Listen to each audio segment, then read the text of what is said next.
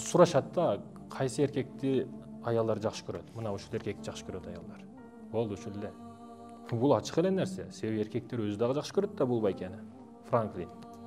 Бул лысый, таз, келбашак абыздагы өтө кыйын да. Өзү мынтип бардык ишти баштап туруп, сырттан карап турат. Эч жоопко тартылбайт. Ушу $100 урматтуу мекендешим. Күчүңүздү көрсөтсөңүз, кантип күч көрсөтөт? Жаш балдар мынтип көрсөтөбү? Ушинтип көрсөтөт, Ушинтип көрсөтөт. Эгер чыныгы күч урматтуу мекендешим мына ушундай болуп калат да.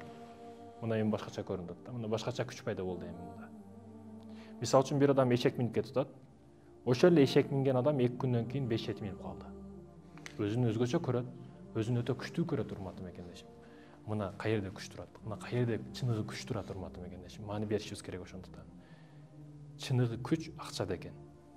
Чыныгы ыймандуулук, чыныгы адилеттүүлүк, адаларамды билүү бул мусулмандарда экен.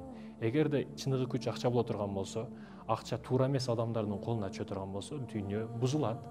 Ошол эле сойкулук реклама болот, ошол эле сойкулук, ошол эле согуш, ошол эле бардык жамандыктар, ошол эле наркотик бардыгы талап үстүндө сатыла берет, башкарыла берет. Себеби мусулмандын колунда эмес да акча. Ошондой экен, урматтуу мекендештерим, бул маселелерге маани берейли. Кара санаган душман катары эмес, сүйүктүү мусулман бир тууган катары кээ бир нерселерди айтканга аракет кылдым.